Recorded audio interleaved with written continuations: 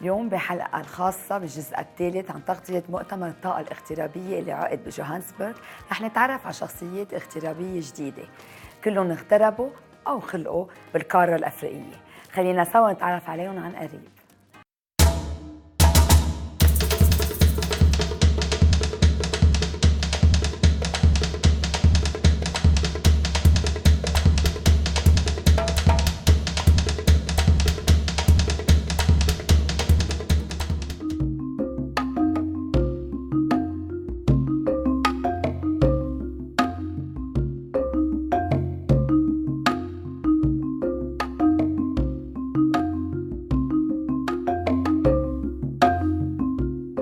Mr. Edward Shlala, you are the most welcome on my show, Asmaa min Tarikh, here in Johannesburg. We are covering the LDE conference. You were born in Johannesburg, but your grandfather immigrated from the north of Lebanon, from Hadath al-Jibbe, around 1896. If you could tell us briefly about your immigration story and about your childhood here and how did you adapt as a Lebanese to a South African culture? Firstly, thank you very much for inviting me, Ms. Bustani. It's a great privilege and honor to be on your wonderful television program, and very proud to be part of the LDE process, which is something truly remarkable, as is Lebanon itself, truly remarkable. And Lebanon is in a very good place at the moment, and you can feel the energy. Can really feel it. Lebanon was calling, and we answered the call. And my family, the first of my ancestors to leave Lebanon, I think my grandmother's family left after 1996, probably around 1904 or 5.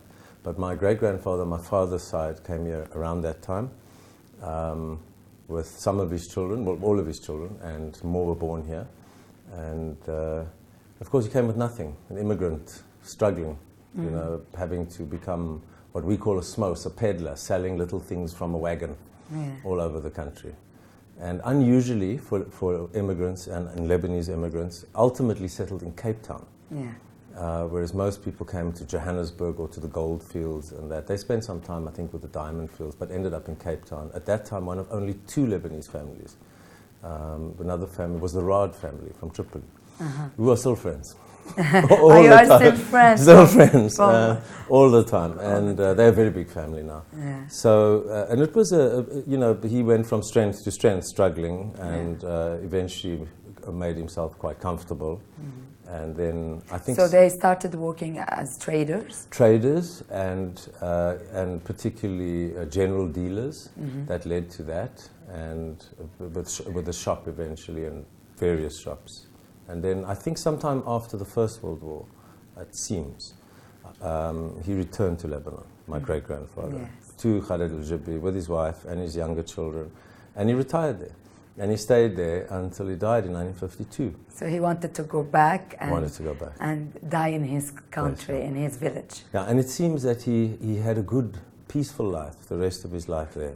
You know, and his sons and one of his daughters continued in South Africa and continued to build the business and expanded it and that kind of thing. And then they all went back, well, my grandfather went back in the 1930s to Lebanon with his son and his wife to visit.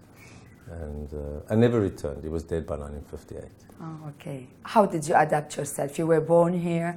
Did your parents, because both your parents are Lebanese, so did they raise you in the Lebanese way? Or no, they preferred to raise you as a South African, to adapt yourself to the culture, especially with all the, you know, the political troubles that South Africa passed through. Yeah, my grandmother is from Lebanon, my grandfather in Lebanon, both born there, on my father's side. My mother's side is all British. Okay. But I was raised with a very strong understanding and really appreciating the importance of Lebanon, its culture, its heritage from the beginning. It's one of the first things I knew about. I knew about Lebanon before I'd worked out that I wasn't living in London, because South Africa, Cape Town was very English. Yes, I thought I was living in part of London, but I knew about Lebanon. So Lebanon has always been a huge part of my life. But I was brought up equally in the culture of Lebanese. English. Lebanity, shall we say. Lebanity, yeah. Unfortunately, the language left when my grandmother died, and so I didn't be able to go on. Yeah. And equally in a modern Western country. But my father was a dissident against the apartheid regime. Yes. So I grew up with a very strong belief in equality, human rights, social justice, constitutionalism, democracy. And that became my life. Indeed. So that's why you played a major role in the Constitution. Tell us more about this part of your job. Well, it was very exciting because I had the privilege to be out there interacting, and my team, I had a big team, interacting with South Africans in a moment of transition, in a moment of, even the process of getting their views was a nation-building process, because you're bringing these groups so far apart, kept apart by a terrible system of oppression, into a common process of building a new country with a blueprint for helping that country to go forward, based on democratic values and based on the hopes and aspirations of everybody. So it's truly a privilege to do that, and people engaged, passionately and intensely. And the constitution you have in South Africa today is genuinely a product of the views and ideas and hopes and fears of the majority of South Africans, overwhelmingly. And I'm very proud and privileged to have been part of that. And I was quite young at the time. Yeah. So what do you do when you've done that? But it was fantastic, and it was a remarkable process. Indeed. Unfortunately, today the Constitution is not properly implemented or sufficiently implemented. So we have to get back on track.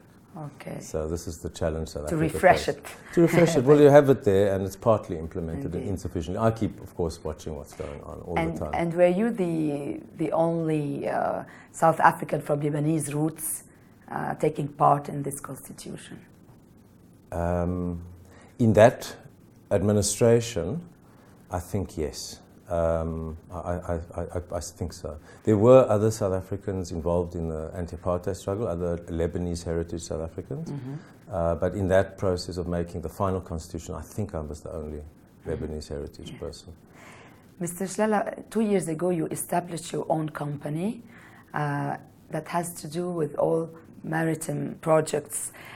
And it's very interesting knowing that you are dealing not only in South Africa, but with other also parts of the continent. How did you start this company?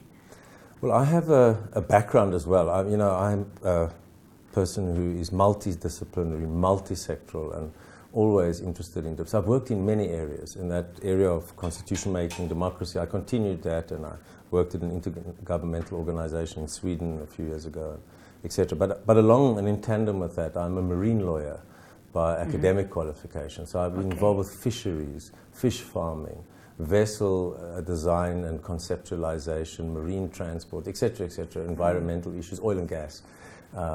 And then over the years, various parts of that suite of academic things has become part of my professional business interests. And so when we formed Pangaea Commodities, my colleague Pernille Stallema and I, as a Norwegian, we actually focused particularly on that suite of things. And because the notion of a blue economy is quite a new thing, and they call it also oceans economy, the OECD calls it that. And it's very much still emerging. Norway's big in it, Finland, South Africa is an early adopter. It's going to spread.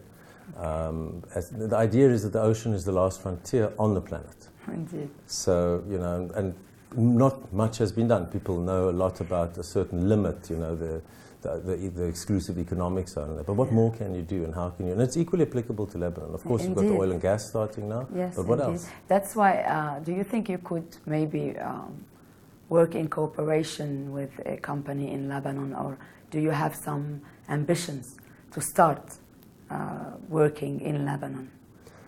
I do, actually, and because I understand, when it comes to those issues and the linked issues of sustainable environmental and economic development, Lebanon hasn't had the same exposure. Indeed. Because when we became a democracy, South Africa engaged with all the new ideas in the world, and a lot of them became law. And so I had the opportunity to get right into what was happening. And I think Lebanon is getting there now. Indeed. And I was talking to a lot of people when I was there. So I think that's also an important frontier for Lebanon, that interest, that knowledge, that technology, not just in oil and gas, that's coming, is necessary. And I would like to play a role in, adding that. And I would love really to have your support, because you are such a professional, a person devoted to what you do. And in Lebanon, we are always in need of people like you. You are part of the LDE conference, and from the beginning I felt some passion towards this Lebanese community or networking. Why did you take part in this conference, and what do you hope as results? Well, you know, I'm moderating a panel and in this specific conference, but the process is just fantastic. And so I would be part of it anyway. You know, I'm always interested and engaged and involved in and passionate about Lebanon and its growth and development. You know, it's everything the foreign minister said yesterday in his beautiful speech. Yes, indeed. Beautiful speech. So, and I think he summed it up perfectly. You know, and you know, it's a moment, it's a time. Okay, Lebanon was calling, it still is. Lebanon's in a new space now. There's always been energy. Lebanon's always got energy. That's why we're still here. Yeah. That's why it's still surviving. Yeah, and I love that energy when I'm there. You know, I just feel it all the time, and the music and the energy and everything. You visit Lebanon often? As often as I can, and I will be there more now. I was there in October, November. It's great. And when you fall in love every time, you stay in love after, and you come back for 3 weeks, you can't settle down in Lebanon. It's magic. Yeah, it's complete magic. Yes, I always tell everybody, Lebanon is magic. Yeah, and it's the people. And it's the you know, it's a beautiful country, you know, naturally, but it's the people. It's the people. The warmth of the people. It's the people, and what they are capable of, and what they do, and the magic of it. There's a can-do spirit. Yeah. Lebanon has and has shown and has proven it's a can-do spirit. There's nothing it can't do.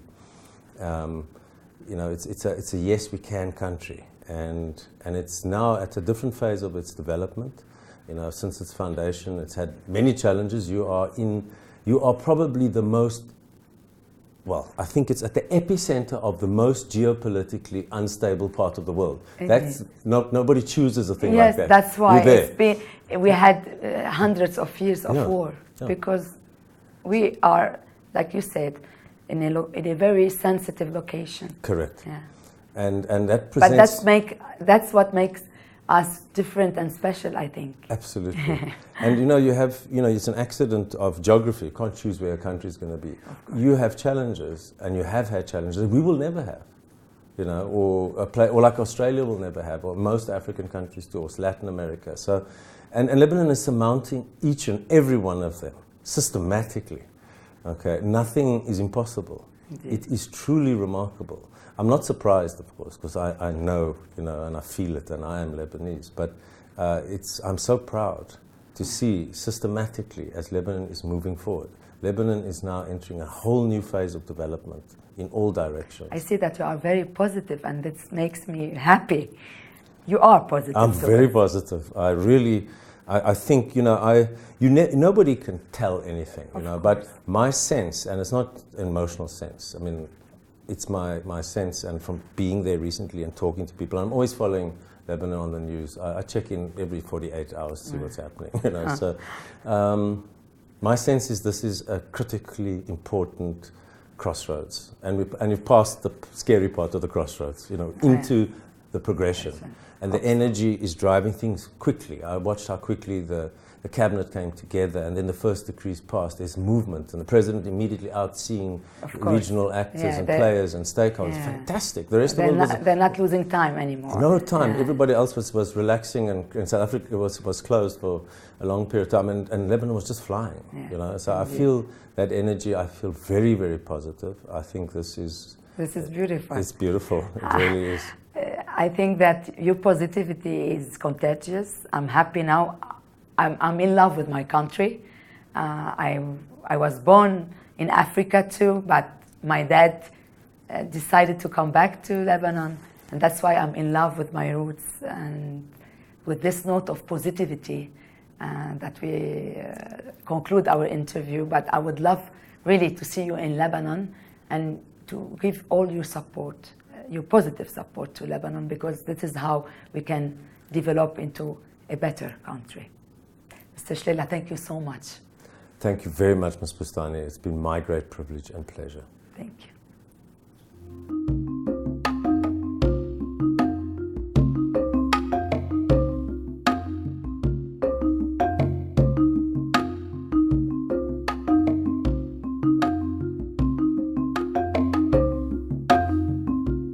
Mr. Charles Basile, it's a great pleasure and an honor to have you in my show, Asmaa min Tarikh, during the LDE conference. I wish we had 2 hours because I know how beautiful your success story is, but we'll try to tell about it as much as we can. Well, Mrs. Bustani, it's actually the privilege is mine. What a privilege to meet you. I know we've spoken on the phone, and what you're doing, I think, is a wonderful thing for Lebanon and for the people of Lebanon. I don't like to call it the people in Lebanon and the diaspora, but it's the people of Lebanon, indeed, wherever we might be. So thank you for that. Indeed, thank you so much. You were born here in South Africa, in a small town. Yes, in a town called Klerksdorp. Klerksdorp. Or Wilde-Klerk. Wilde-Klerk. And it was your dad, your father, who immigrated from Hadath al-Jibbe in the north of Lebanon in the 50s. And also your mom is Lebanese, but her immigration history is much earlier. Yeah, the late 1800s, yeah. Yeah. So how is it to be from Lebanese descent, born in South Africa and raised in South Africa? I think the first thing to clarify is that I don't think of myself as being of Lebanese descent. I think of myself as Lebanese, and I think that's an important distinction. I really feel I was privileged to be born as a Lebanese person, and privileged to be born in a beautiful country like South Africa. And it's that duality that I think shapes a human being into being able to connect with people from diverse backgrounds. So I feel very privileged. I think it was difficult in the beginning because one struggles with identity, particularly in a place like South Africa that was struggling with its own identity in the 70s and the 80s. Yeah. But certainly as I reached adulthood, I was able to reconcile a lot of those differences. And I think the big privilege was being born to parents who embodied the Lebanese spirit, my father and mother. Even though my mother's family came earlier, they really held strongly to the Lebanese identity and culture and way. And we spoke about it earlier, the spirituality of being Lebanese. Yeah, and this is what you hold in your heart also. Yeah. And I think you have to thank your parents, at least now your mom, because you speak Arabic a bit. And this is very, very rare, because you are the only one born in South Africa of second or third generation who speaks Arabic. And this is beautiful. You learned it from both your parents? نعم ببيتنا هلا انت فيك تسمع لي انا بحكي عربي مثل ولد صغير بس ببيت باي وامي كان احكي معي بالعربي وحد منا جرونا كان جدي وستي اثنيناتهم بيحكي عربي كمان وبالبيت كان همتي يعني اخت باي وهي كان احكي معي بالعربي. So this is beautiful. It is wonderful. هلا انا بكيب تاون وما في حدا احكي معهم بالعربي. So you feel lonely. No. But 2 weeks in Lebanon with my cousins, and it comes back quite quickly. Yeah, of course, and it's beautiful. I think you are really lucky. I am because blessed. You learned, blessed. Yeah. It's a wonderful expression actually that I learned from Lebanese friends is the 3 languages in Lebanon. Yeah, in one sentence. But Lebanese for the home, because it is Habibi, Bayuni, Albi, it's so beautiful for the home. French in the salon, très chic, très joli. And you speak French, huh? Like all Lebanese. Un petit peu. And English is for the boardroom. Yeah, it's a very business-like language. So that having 3 languages is different personalities for the Lebanese, actually. Indeed. Yeah. I would like to know, how did you grow up a bit, and if you had Lebanese friends all around, because we know there are many Lebanese in South Africa, until you reached university, because you told me you have a degree in engineering, and you were the first one who was educated in my family. In your family, yes, yeah. in your family. Yeah. Sure. So growing up in Klerksdorp in the 1970s and 80s was an interesting place to grow up. I went to a Catholic school, so I was surrounded by similar cultures: Italians, Portuguese, Greek, and there were a lot of Lebanese families. In our town, there were 50 Lebanese families, and every Saturday and Sunday we were together, either at someone's house or them at our house. And so naturally, your friends are Lebanese. And more than that, you feel like they are your extended family. Indeed. Because everyone actually came from the same village, from Hadis al-Jibbi. In some ways, we were second and third and even fourth cousins, but we spoke about one another like cousins. The downside, of course, is you struggled to marry the girls in the community because you felt like they were your family. So, which is a pity, because actually, you know, we were close. No, but the Lebanese friends were very important for us, because that struggle with identity, you actually had other friends who were going through the same thing. And in many ways, we spoke of ourselves as the bridge between two cultures, between Lebanon and South Africa. And I had a habit at the time, actually, of translating, not from Lebanese to English, but translating what my father was trying to say to my English friends, and translating back to my father what my English friends were trying to say. Arabic. He was very good at the language, by the way, but I took this habit of trying to explain always. And it became a habit that I took into my professional career. Awesome. And people would say, relax, we understand. We understood. But yeah, I think that community, and I would say it extended to Greek friends and Italian friends. We became the continentals, or the Mediterraneans of the town. Indeed, indeed. As I said before, you had your degree in engineering, but you worked into business. Why? So, I grew up a very studious kid. My father always said to me, study, it's more important than anything else. Make sure you get your education. And so I was successful at school, and it seemed like the right thing to do engineering. It was a science degree. I was serious about my education. And I needed a bursary to study, so I had a bursary from a mining company. I worked in the mining company it was De Beers, for a year, and I was bought out by Procter & Gamble. They had just come to South Africa. And I was working in an engineering job, and there was a plant manager who had come from America, but a Lebanese guy, Ferris. And Ferris took me under his wing. There's a commonality and identity that we share as Lebanese. My fellow Lebanese. Yeah. Let me teach you, he said to me, that a businessman can hire 20 engineers, but an engineer can't hire any businessman. Yeah. And he offered me to a promotion based on the work that I'd been doing into a department manager role. And that was my first taste of running a department within a business. And I think it inspired me to sort of take that route. And then my father passed away, unfortunately, at that time. And the reality... Really, still young, 21. I was 21 when he was sick, and 26 when he passed away. So in that time, I needed to make some decisions that were more financially driven than, I suppose, idealistic. And I was offered a job through the work that I was doing at Procter & Gamble at a management consultancy called Bain & Company from Boston. They had just opened offices in South Africa. It was the late 90s, so American and British and European companies were all coming to South Africa for the first time after sanctions were lifted. There were lots of opportunity for young people with an education.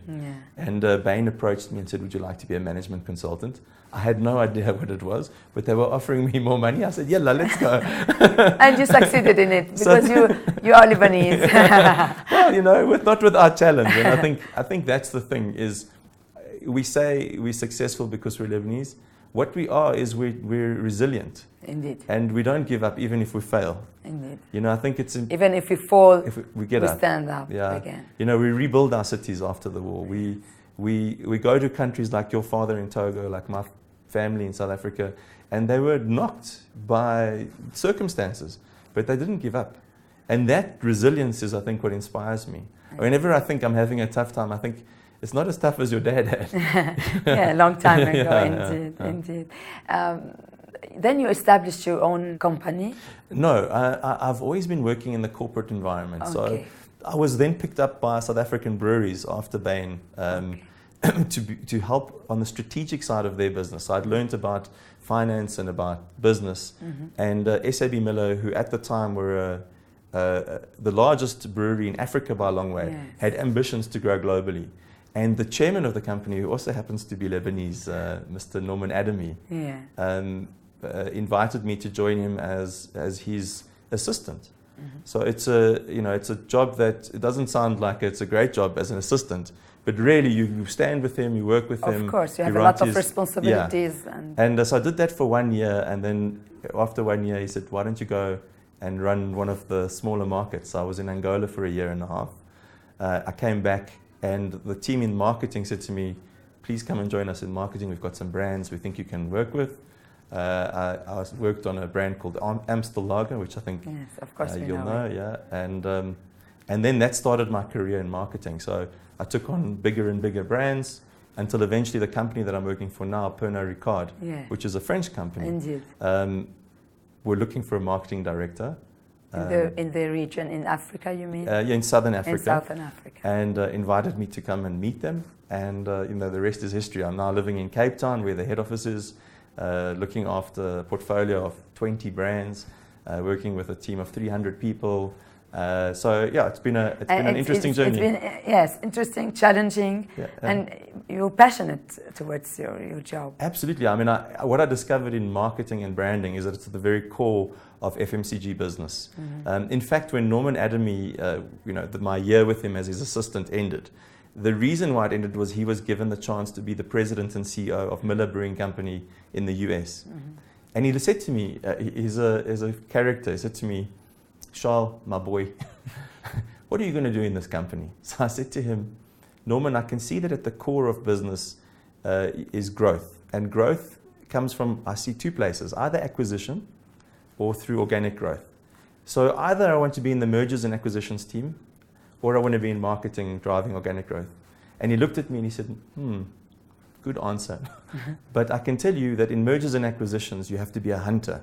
You have to kill the animal, and you can feed your family for 1 week. He says, in marketing, you must be a farmer. You must water the soil, you must nurture the land, and you have to be patient. And then, when you have a crop, you harvest it, and you can feed the village for 1 year. He says, and my boy, when I look at you, you're a very sensitive guy. You're a nurturer. Your father was a farmer. You can be a farmer too. And he sold me. I was a marketer. But he saw it. He saw it. Yeah. So I acknowledge that. Yeah, beautiful. Now you are part of the Lebanese Diaspora Energy Conference. I wanted to know what is your opinion, and is it a good initiative? And especially that you told me that before the 1990s, Lebanese in Africa were a bit apart. And today, you see, we are all here, all of us, Lebanese from Lebanon, Lebanese from all around Africa. So what is your opinion? Look, I support any initiative that brings the Lebanese together. And this is an incredible initiative. I think you rightly said, before 94, through the politics of South Africa, the country was isolated.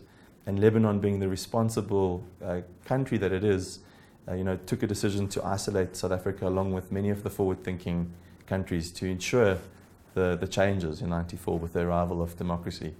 And as a result, the Lebanese in South Africa felt isolated. I wouldn't say the rest of Africa, but certainly in South Africa. So what 94 ushered in for us was a re-establishment of diplomatic ties. We had a consulate in South Africa again. And the role of diplomacy has really helped us reconnect on a more formal level. Obviously, on an emotional, on a spiritual, on a familial level, it was always there. That doesn't change. And so this is a formal way to bring together people from around Africa, around the world. It's exciting. It's full of energy. The positivity of the conference has been incredible. I've been very fortunate to meet some amazing people. I've been invited to Lebanon a few times now to talk about branding.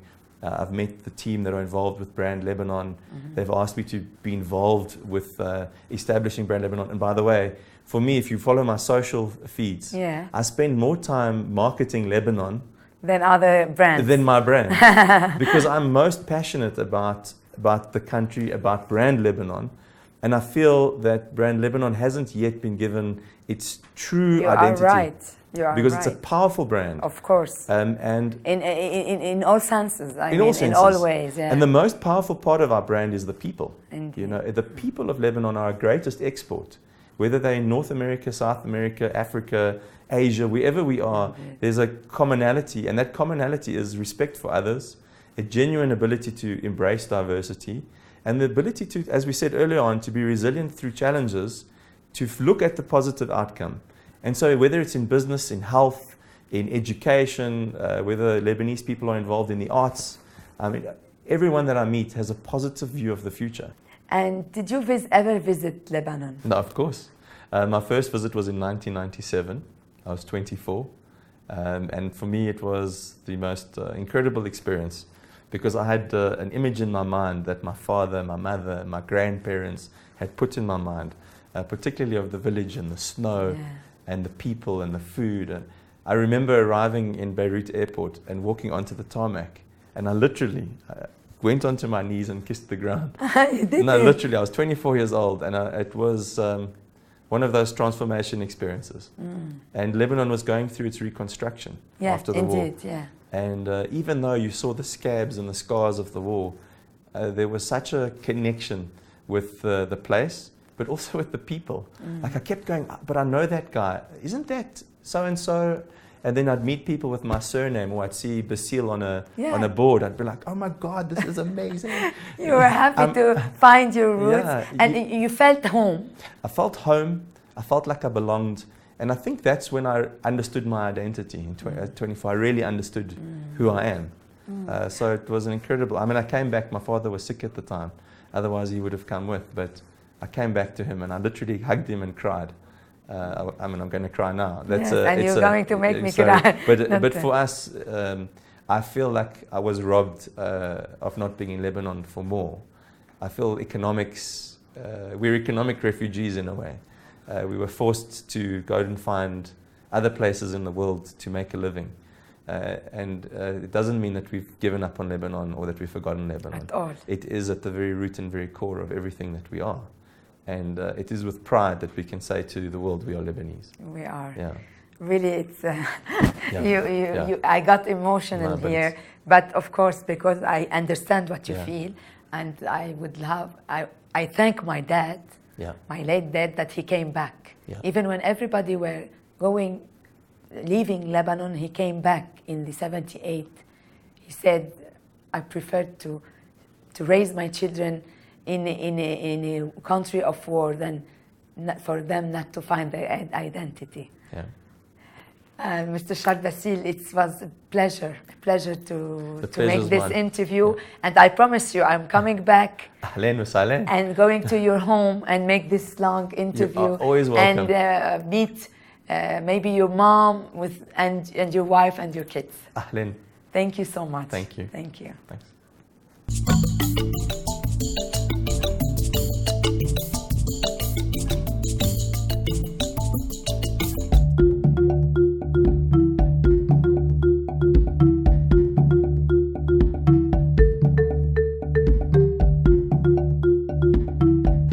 نيلسون مانديلا سنة 1918 وهو محامي ناضل ضد النظام السياسي وخاصة الأبارتايد أو العنصرية اللي كانت موجودة حينها بجنوب أفريقيا، واعتقل وسجن بروبن آيلاند سنة 1964.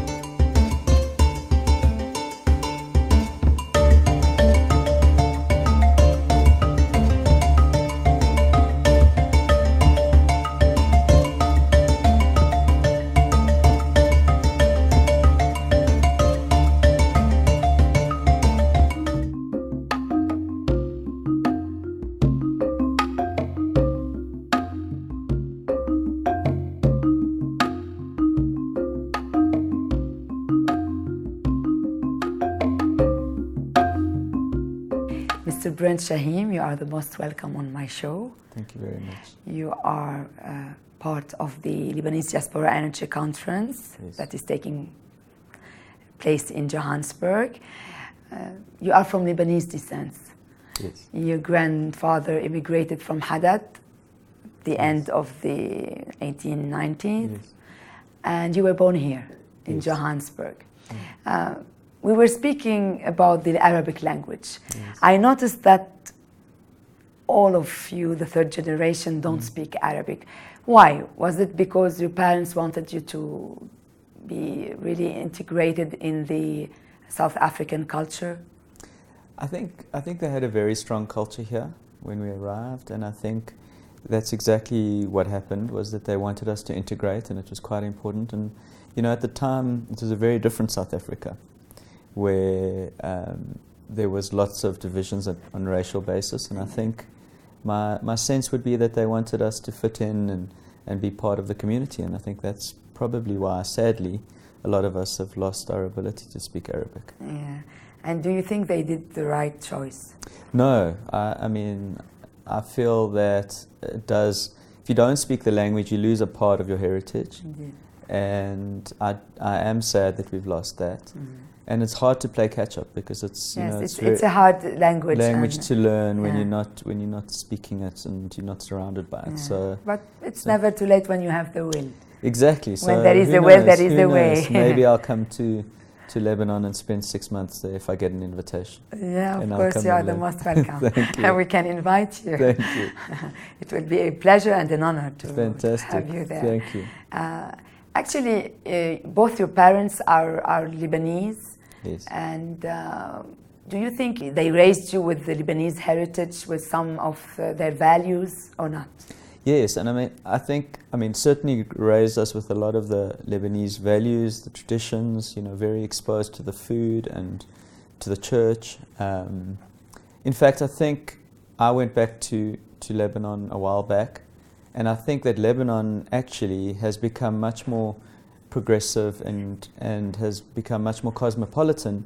But ironically, the immigrants in this country have kept the old school traditions, because they've had to try and protect their heritage. Yeah. So I definitely do believe we have the values. And actually, what you said now made me remember I was in Australia, and so I had also an Australian from Lebanese descent who was telling me that here in Australia we are more Lebanese than the Lebanese in Lebanon. Exactly. In a way that we have kept our heritage much more, because in Lebanon we are all the time mingling with other people from Europe or from the States. Exactly. Yeah, indeed. That's exactly right. I know that you have established your first company in 1998 when you were only 18, and it was such a great success. Yes. Really, you have a great successful story. Thank you. I would like you to tell us a bit more about it, how you started it and how big it went till the day you decided to sell it. Okay. So basically, the way it started was I went to university. I studied accounting and IT at the time, and I wanted to convert to become a chartered accountant, but to be able to afford my studies at the time, I lectured at the university in IT, and during that period the internet had just begun, and this new technology that everyone kind of started talking about. This revolution. It was a revolution at the time. No one knew really. No one really knew how big it was, but it was very interesting to me. I then did become a chartered accountant, but by the time I'd finished qualifying, I got really excited about the internet. It started growing and gaining traction.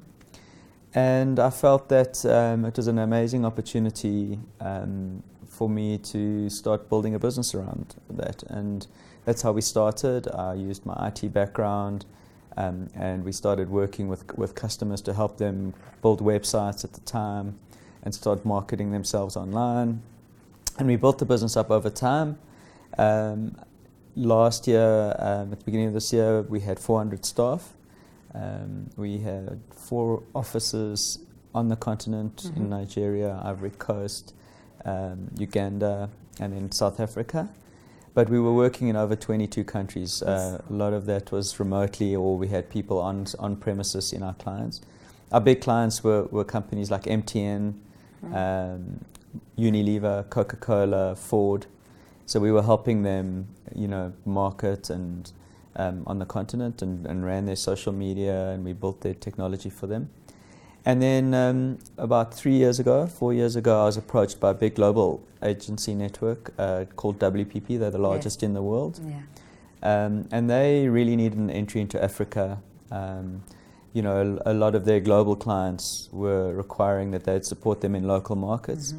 And they approached me to acquire the company, which at the time was a great opportunity for me. And I'd been there for 18 years and I needed a new challenge, and it worked really well for me. So I sold that. The way you sold it was also another success.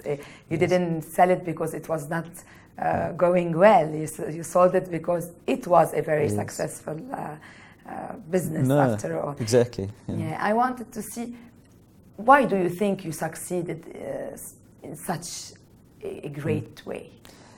And that's a very, very good question. I think a lot of it stems back to my Lebanese heritage, to be honest. And I firmly believe that. I think the way we were brought up was very much around relationships, working, being very warm. Integrity was always a very big part of how you behaved. And I think that with my clients, and also we were entertainers, we were very hospitable. So I used to build very good relationships with my clients. I always used to tell my staff that when they come to the agency, that should be the best part of their day. That's where they have the opportunity to dream and be creative. Yes. So we need to entertain them. And I think they loved that. So even when times were tough for some of the clients, they were very open and honest because we always had this great relationship. So most of my clients had been with me for over 10 years, and we grew with them as the internet grew. So that, I think, was a big part of it. So what I can say is, if I can summarize, is passion. Yes. Working with passion. Yes. And creating a long-term relationship with the client. Yes. So I think it's passion and belief and in what you love.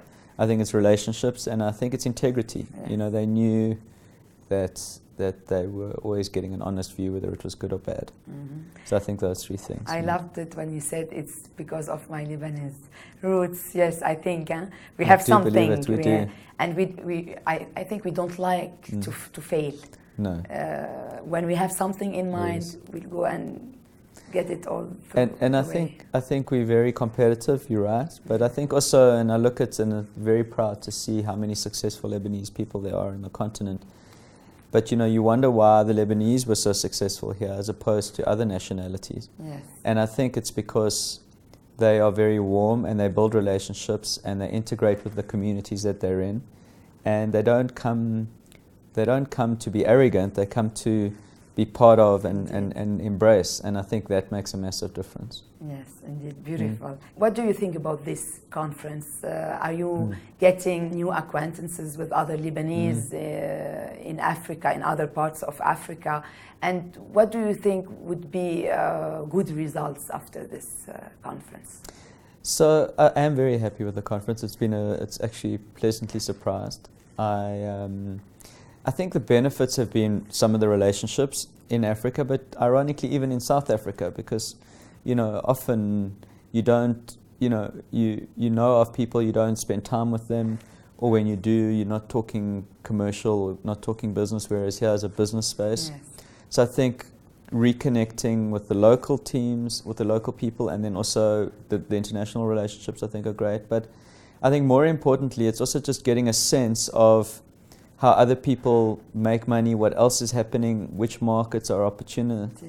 And I think just having a sense of what's happening on the continent and the positivity that I've seen in what is often just, people are often very nervous of Africa and don't really understand. It's like a big black box that no one really knows what's happening under the hood. They fear it. Yeah, they fear it, and they don't know what's happening under the hood. And it exposed this, for me, that, it's a continent with massive opportunity that's really quite welcoming. Indeed. And you just much more than other countries. Exactly. Yeah. And they want progress, and they want to embrace, and they want development. So that for me has been great. And I think so. I think I've already, the outcome for me, whether I get business or not, is that I've grown intellectually, just understanding the ways people are making money, and also the continent. Yeah. And my last question will be about your new business. I knew that you have established a new company. I would like you to tell us more about it. And if ever you think about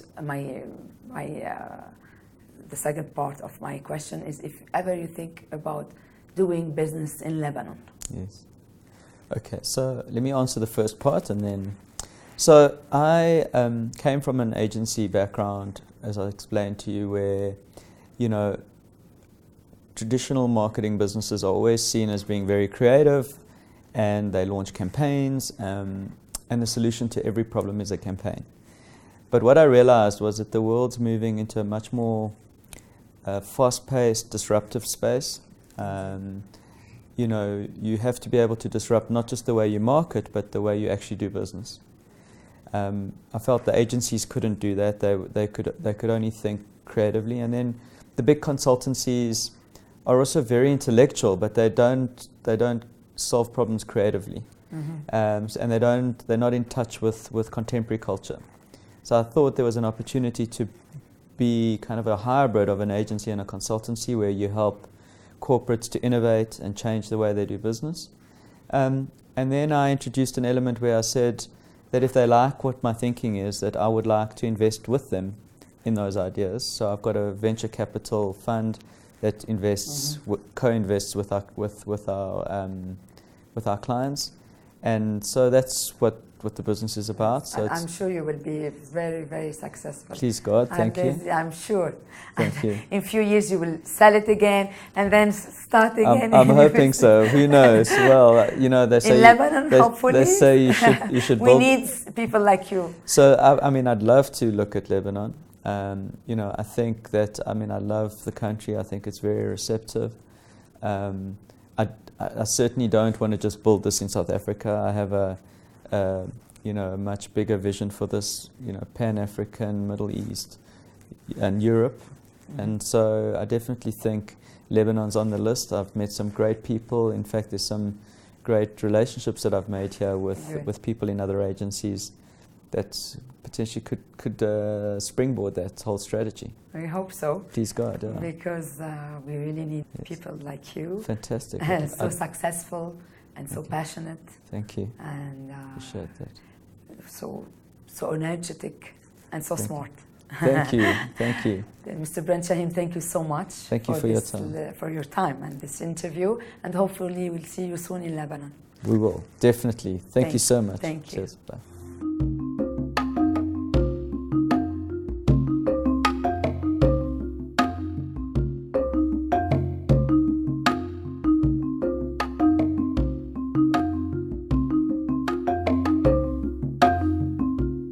سيد حكمة ناصر، أهلا وسهلا فيك ببرنامج أسماء من التاريخ.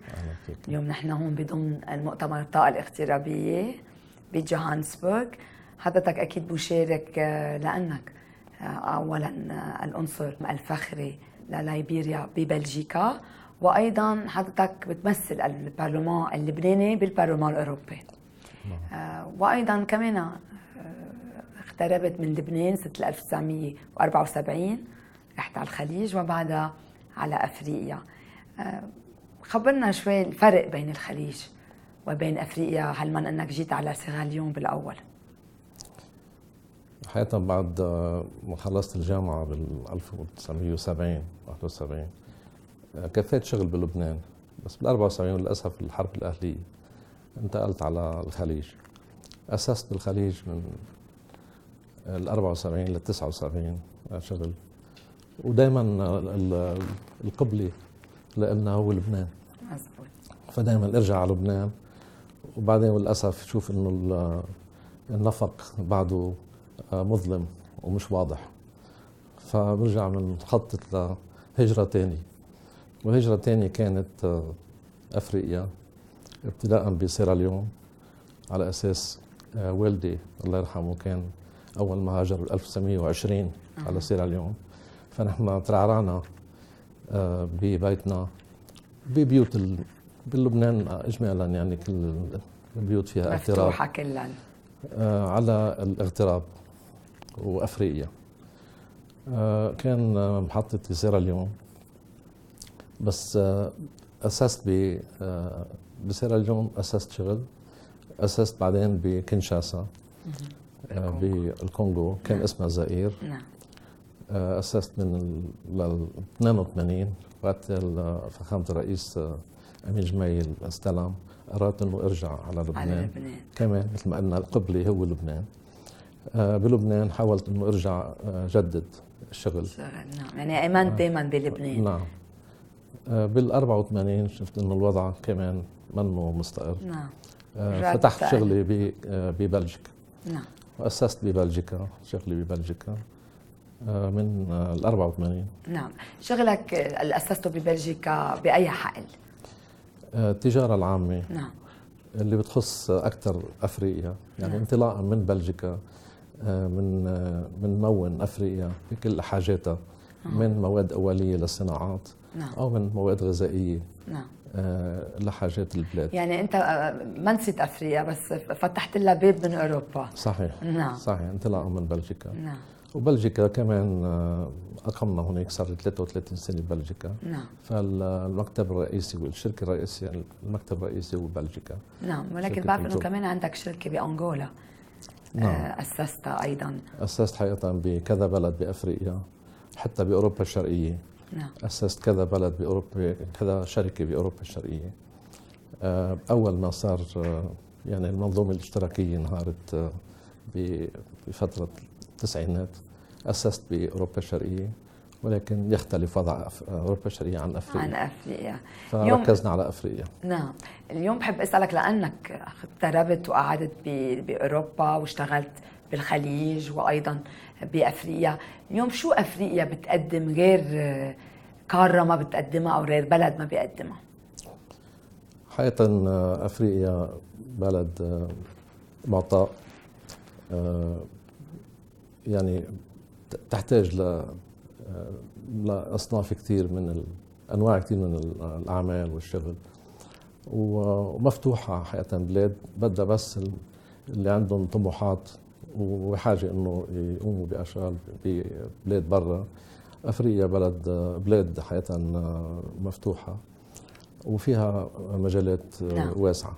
نعم، وبتسهل. يعني اليوم اللي كنا بسياق كل هالمقابلات كلهم كانوا بيقولوا انه اغلبيه اللبنانيه بتقول لهم افريقيا مثل كلمه ترعبهم، يعني مثل كأن قاره شوي ما بيعرفوا شيء عنها، ولكن اللي بيعيش فيها بيشوف انه قاره اسهل من غيرها وفيها فرص اكثر من غيرها، بس بده يعرف واحد كيف يحترم اهل البلد ويفيد ويستفيد. صح؟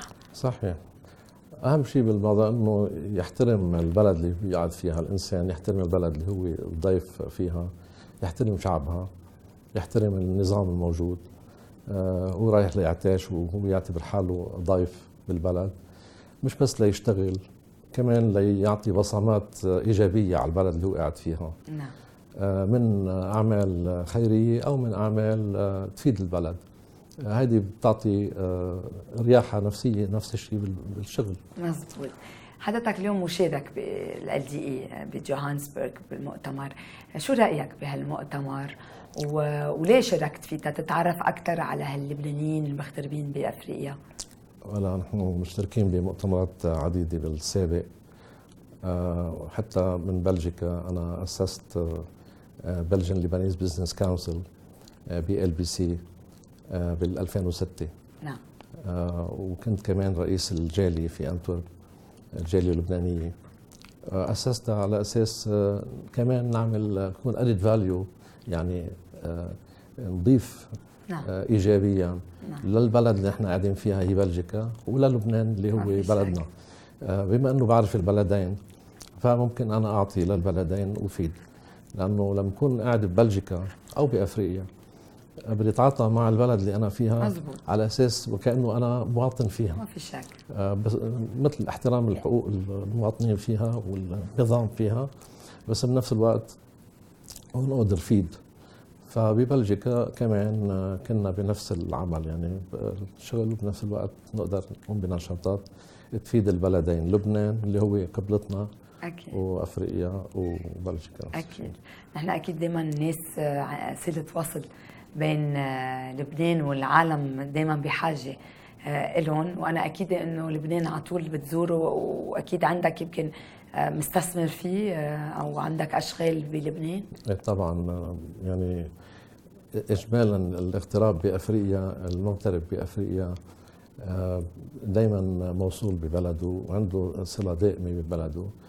بعتقد أنا الفرق بين بعض البلاد الثانية بالقارات الأخرى بأفريقيا بالنسبة لاختلاف مستوى المعيشي، أقل من مستوى المعيشي ببلد واحد، وبنفس الوقت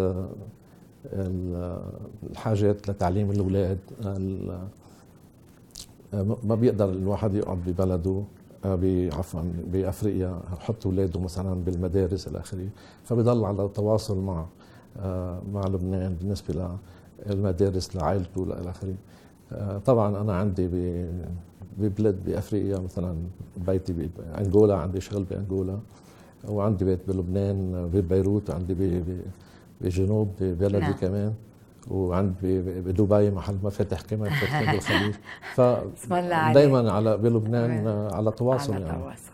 اكو حد سيد حكمة ناصر، نحن بنفتخر بلبنانيين مثل حضرتك اللي اغتربوا ولكن ما نسوا لبنان وضلوا بعلاقه مع لبنان، وبالعكس بعضهم عم بيستسلموا وعم بيفيدوا وطنهم. انا بتشكرك وان شاء الله نلتقى قريبا بمؤتمر الطاقة الاغترابية بلبنان. يعطيك العافية. وانا هذا المؤتمر انا حقيقة مش بس بنشجع، يعني بنقوم اي شيء بيحتاج المهم بالموضوع مش بس المؤتمرات، بين المؤتمر والمؤتمر مزبوط شو بيصير، هو العمل والعمل فيه. صح. شكرا لك.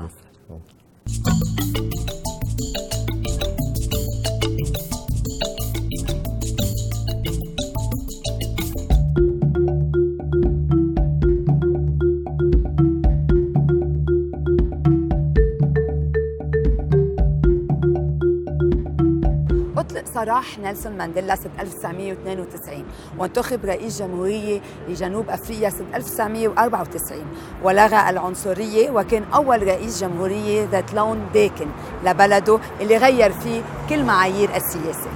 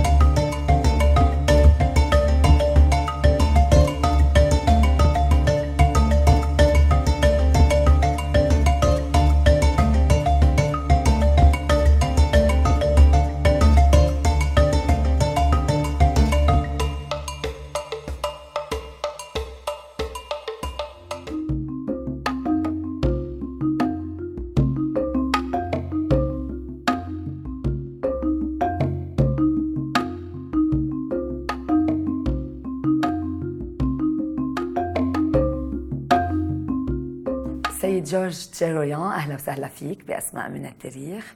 ميرسي كارين.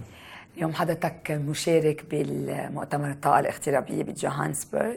بعرف أنه حضرتك وأخواتك أسستوا شركة T3 Services. صح. أولا بالخليج سنة 1999 وبعدها انتقلتوا إلى القارة الأفريقية سنة 2010، أولا إلى السودان وانتقلتوا بعدين إلى جيبوتي وإلى آخره.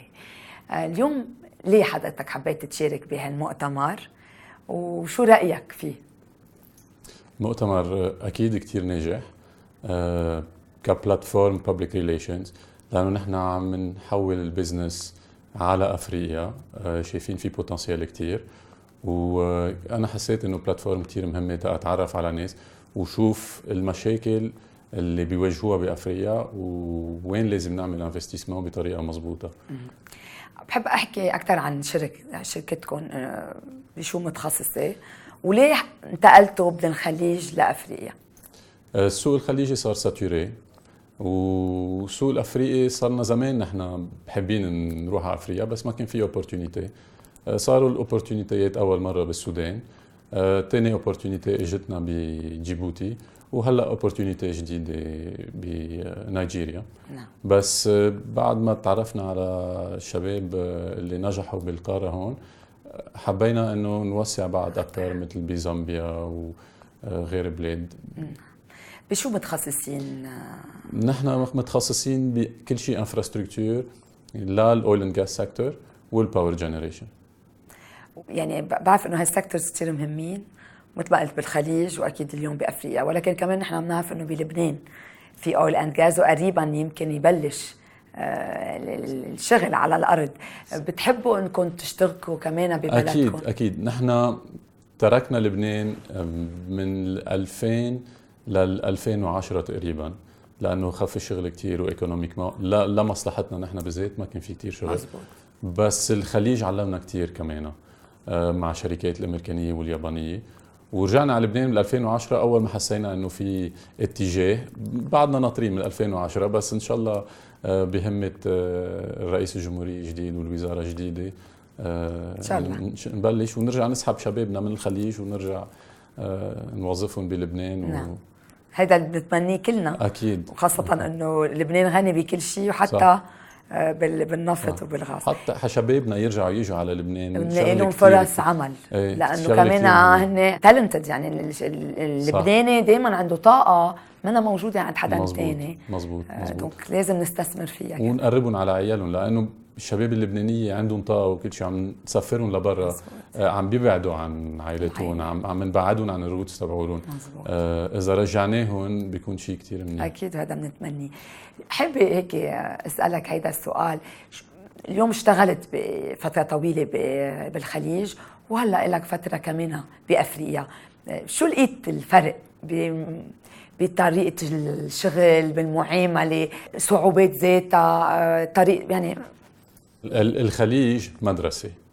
الانفيرجور تبع الشغل اللي شفناه بالخليج ما كان موجود بلبنان. نحن بلشنا بلبنان.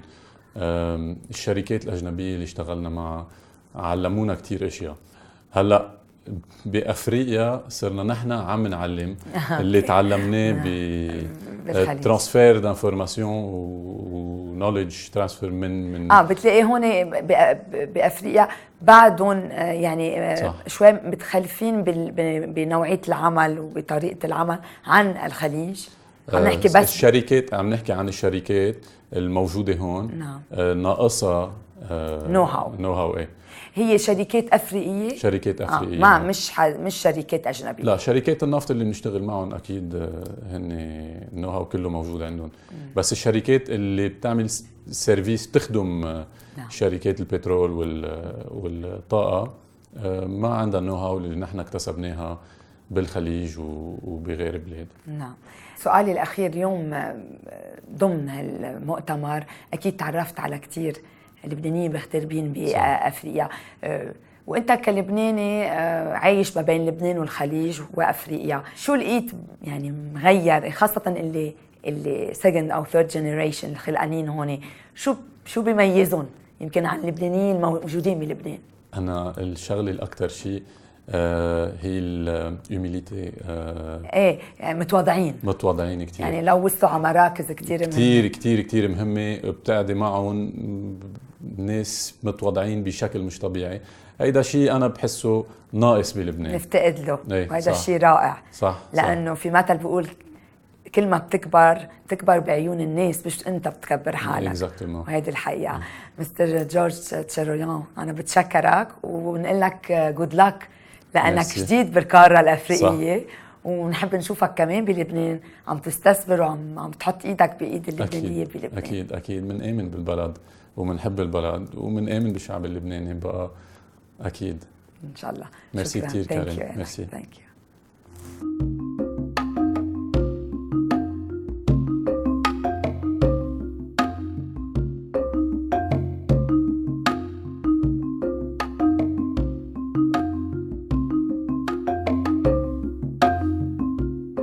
سيد عزت دبس، أهلا وسهلا فيك ببرنامج أسماء من التاريخ. بونجور، أهلين.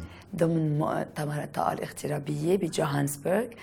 حضرتك من مواليد بيروت، ولكن اغتربت إلى أفريقيا كان عمرك بس سنة، لك تقريبا 49 سنة بنيجيريا. بعرف أنه عمه للوالد هو اللي هاجر إلى نيجيريا سنة 1920. مزبوط. ورجع كل العائلة هاجرت، وأنه أنتم بلشتوا تشتغلوا بالقماش مثل ما عرفت. خبرنا كيف يعني كبرت بنيجيريا، كيف الجو العام لحدا يعني منه من البلد، ولكن ربي ببلد وين الجالية اللبنانية كتير كبيرة كمان. نحن بالأساس تجار قماش يعني الأصل، وبعدين كنا صناعيين كمان بالتكستايل والقماش، وضلينا فترة طويلة. بعدين صار في كريزة بالتكستايل اندستري، ورجعنا بعدين اتجهنا للبرينتينج، ونحن هلا الوكلاء لشركة كونيكا مينولتا وبراذر. نعم. بنيجيريا وبغانا. ربيت كل حياتي بنيجيريا، كنت روح على المدرسة الفرنساوية هنيك. بعدين تخرجت بأمريكا، كنت عملت اندستريال انجينيرينج بجورجيا تك، ورجعت استلمت البزنس من الوالد، يعني كان عندنا الفاميلي بزنس. وهلا نحن this is our main business. We are present in Nigeria and Ghana. عندنا فروع يعني بالليغوس وأبوجا وبورت هاركورت وكانو وكمان بغانا. نعم. أكرا، وفتحنا هلا بكوماسي. يعني أنا عم بشوف يعني أهلنا أو جدودنا وقت سافروا على أفريقيا أكيد كانت ظروف كتير صعبة. اليوم لحضرتك الجيل الثالث الأجدد واللي عم بيرجع ياخد شغل يعني الوالد، كيف كمان عم بتواجهوا صعوبات أو أهين اليوم إنك تتطور بالقارة الأفريقية؟ يعني ما فينا نقول عطول فيها ups and downs أفريقيا. على وقت أهلنا كان في ups and downs، كان في كمان عندهم very good opportunities، بس كمان كان في غير نوع من المشاكل، غير نوع مشاكل. كمان اليوم نفس الشيء عنا، كمان عم نواجه مشاكل قوية كتير هلا، خاصة بالعملة تدهورت هلا السنة الماضية كتير. بس بنفس الوقت صار في كمان كتير modernization، صار في كتير شغلات أحلى بكتير هلا يعني which we are enjoying أكتر من على أيام أهلنا. بقى it's a balance between the two. وبس بتضل يعني أفريقيا يعني it's a growing continent and وفيها بعد كتير prospects. مزبوط، متأملين فيها كتير. أكيد. مستر دبس، حضرتك قلت لي انتقلتوا من تجارة القماش لوكالة المينولتا. ليه هالانتقال؟ وخاصة انه لكم سنوات عديدة كنتوا بتجارة القماش اللي نجحت معكم كتير. هو نحن بلشنا فتحنا فوتو برينتينج بزنس بالأساس، ونجحت معنا كتير. فتحنا شي 300 محل فوتو برينتينج بزنس، وجماعة كونيكا مينولتا اجوا وشافوا ولاحظوا السكسس تاعنا، وعم بفتشوا كانوا على وكيل يكون solid on the ground ويقدروا يمشي لهم بضاعتهم. كان عندهم 3 وكلاء قبل، بس لما شافوا انه بدنا نبيع هالمكانات الكمية كبيرة من الفوتو برينتينج ماشين بلشنا معهم، وصلنا هلا كذا سنة تقريبا شي 7-8 سنين ناجحين معهم كتير. وهلا اعطونا. ما بتندموا انه نقلتوا؟ لا بالعكس حابين انه نفتح لهم كمان بغير بلاد، سائلين نفتح بغير بلاد كمان بافريقيا غير لبنان. ممكن تفتحوا على لبنان، ممكن تعملوا بزنس بلبنان لانه في وكيل للكونيكا مينولتا اوريدي موجود. بتفكروا تفتحوا بس غير نوع من البزنس بلبنان؟ هلا نحن عندنا ريل استيت بزنس، ويعني يعني اذا في شيء يعني هلا مستثمرين انتم بلبنان في اكيد عندنا املاك لا اكيد طبعا.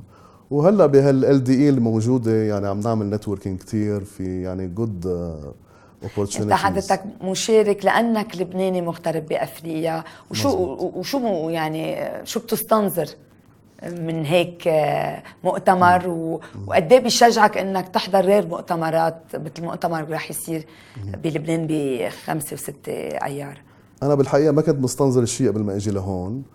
انعزمت من قبل السفاره اللبنانيه بنيجيريا انه نجي، وفي شيء وفد تقريبا 30 واحد نحن من نيجيريا اللي اجينا. هلا لما وصلنا لهون وشفنا الليفل اوف اورجنايزيشن كتير في عالم بعرفهم كمان بغير بلدان أفريقية لبنانية مثلنا، اجتمعنا مع بعض وعملنا نتوركينج مع كتير عالم ما كنت متوقع انه نجتمع فيهم. والله اتس ا فيري فيري جود انيشيتيف بالحقيقه من الوزير جبران. يعني ما توقعنا انه تكون سو ويل اورجنايزد. واي ثينك يعني اتس ا جود واي كيف عملوها، انه ديفرنت كونتيننتس مثلا نحن مثلا لافريقيا اتس ريليفنت تو اس، و اتس ماتش بيتر مثلا لو عاملينها مثلا جنرال، ولا لو مثلا لساوث امريكا مجموعين معنا كانوا I don't think كان بيقدر easily يصير هيك هو عم يعمل باي كونتيننت. it's a well structured and well thought about initiative really. hopefully انه نشوفك بلبنان بالمؤتمر الجاي، ودائما اللبناني لامع وين ما بيروح، وخاصة لبنانية أفريقيا مميزين عن غيرهم أيضا. السيد عزت دبس أنا بتشكرك لهالمقابلة، ونشوفك قريبا بلبنان. Thank you.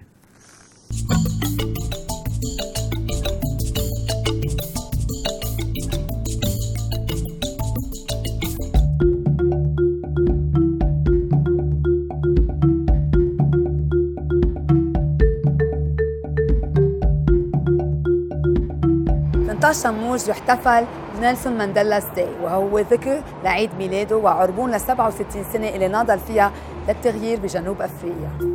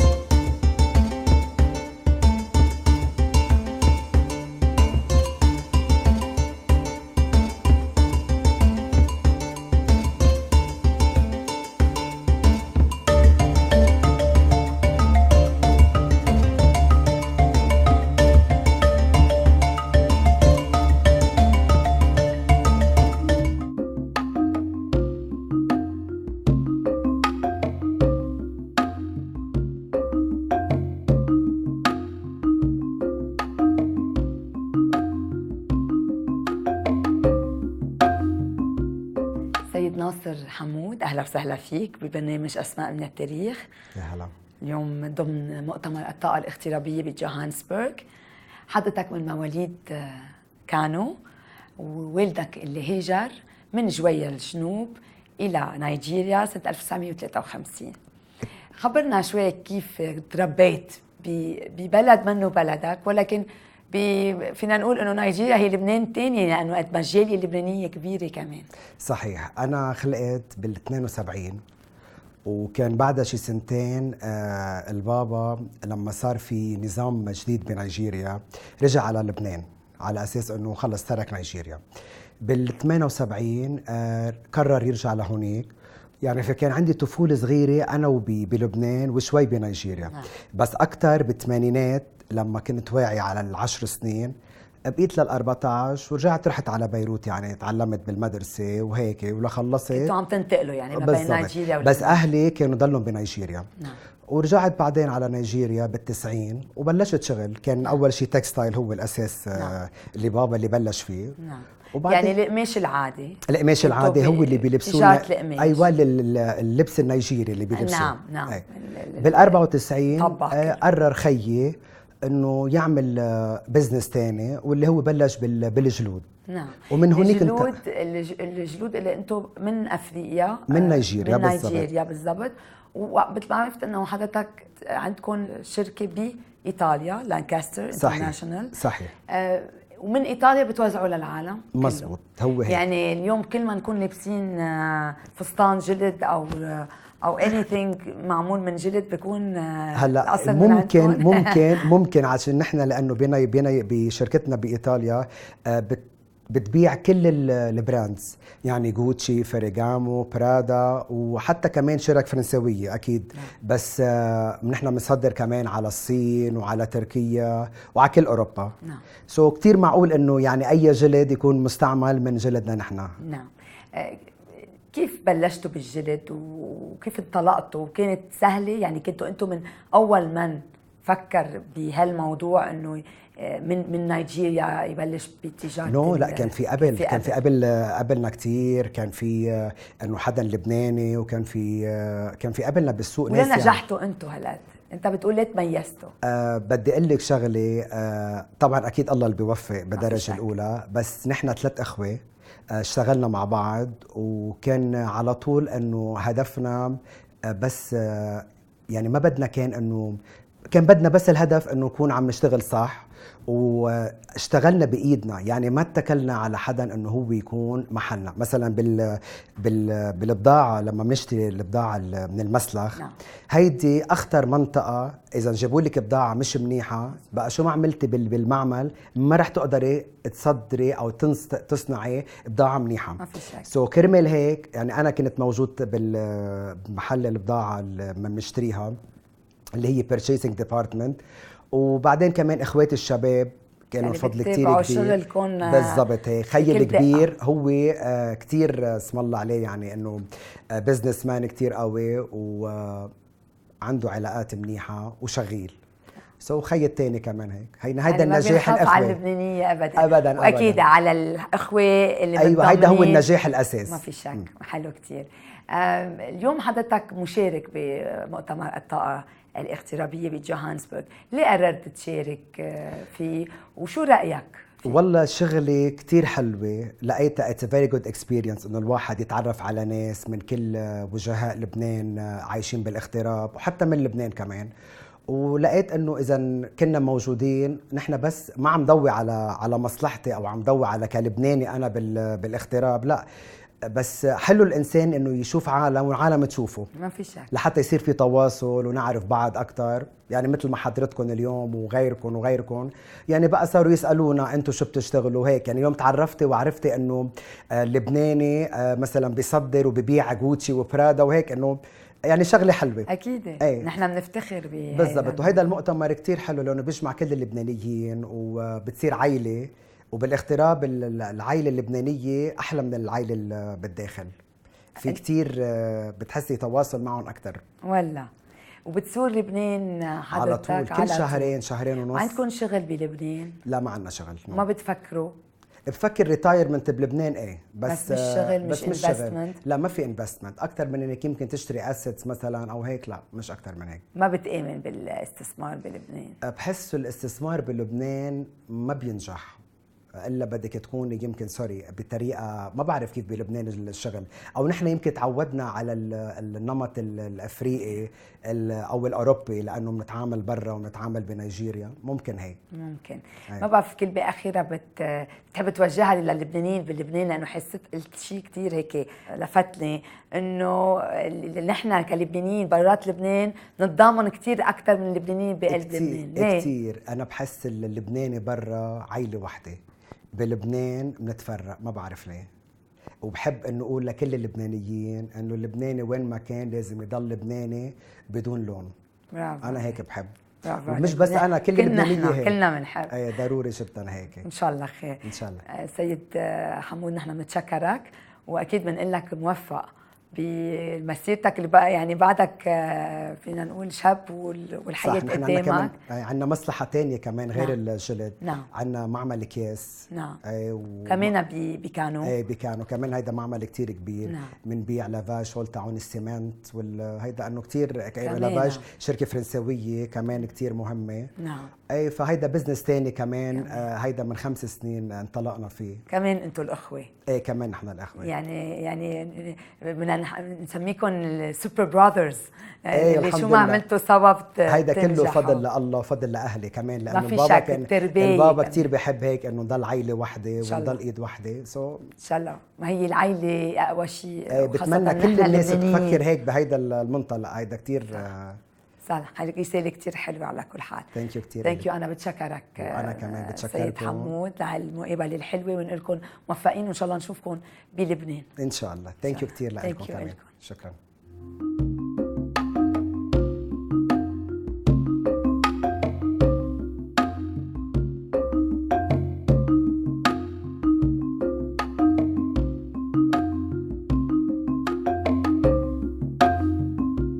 Mr. Jonathan Shaheen, you are the most welcome on my show, and you are a part of the Lebanese Diaspora Energy Conference here in Johannesburg. I think you are part of it because, after all, you are from Lebanese origins.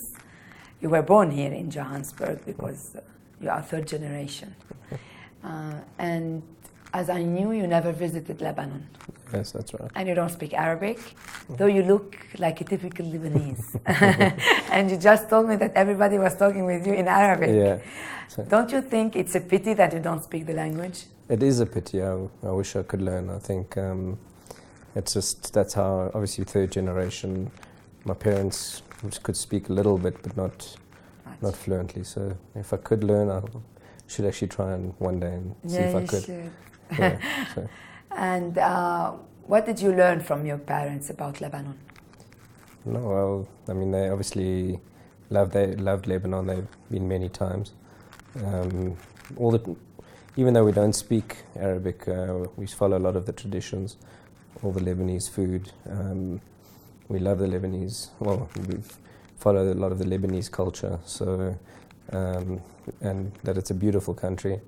One of the places that they used to say in many Monaco of the Middle East, they used to call it. Yes, indeed. So yeah. And you kept this image. Yeah. So I've read up a lot about it and studied quite a bit about Lebanese history. But And do you have Lebanese friends here in South Africa and Johannesburg? yeah, in fact, most of my friends are From Lebanese roots. Yeah, I've got a big family, so a lot of my friends are my cousins, and so we're always together. But yeah, so I've got a lot of Lebanese friends. So this is the Lebanese hub. Exactly.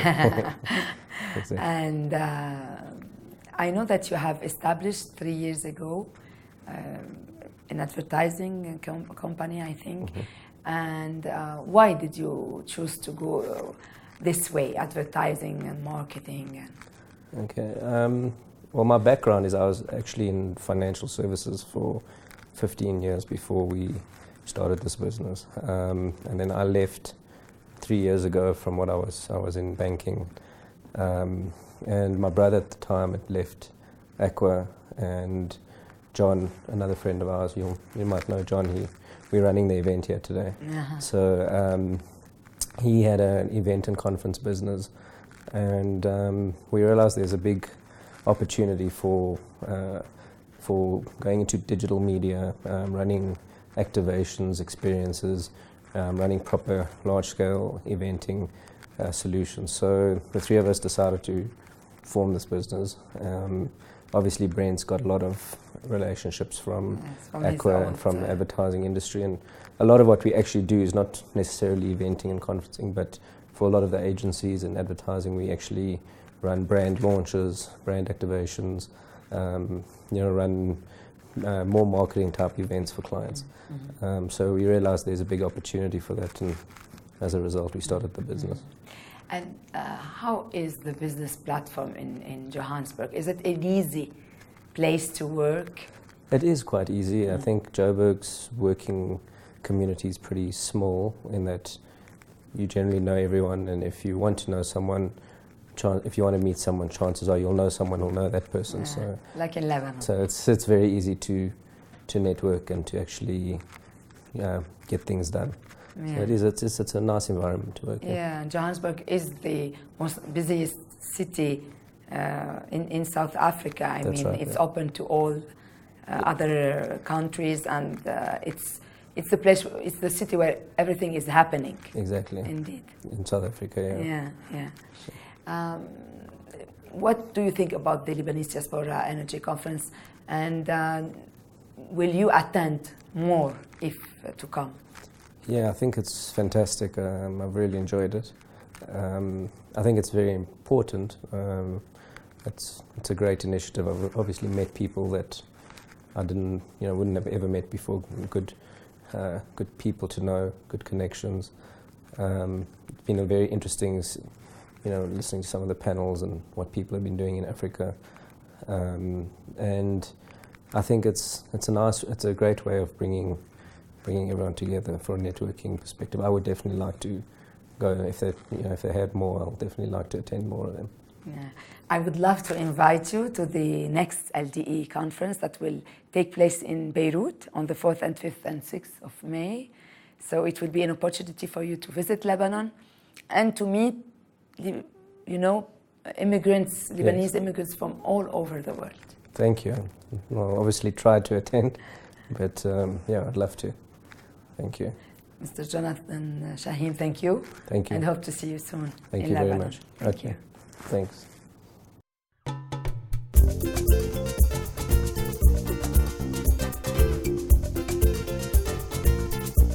تعرفنا الليلة بحلقتنا على شخصيات لبنانية مميزة تركت بصمة بالمجتمع الأفريقي.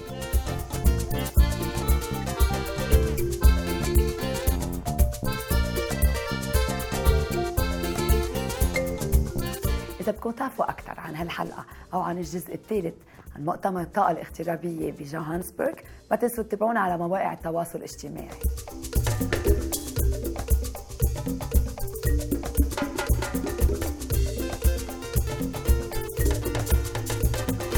ما تنسوا تتابعونا الأسبوع القادم من نفس الوقت لتكتشفوا شخصيات جديدة ضمن مؤتمر الطاقة الاغترابية بجوهانسبرغ.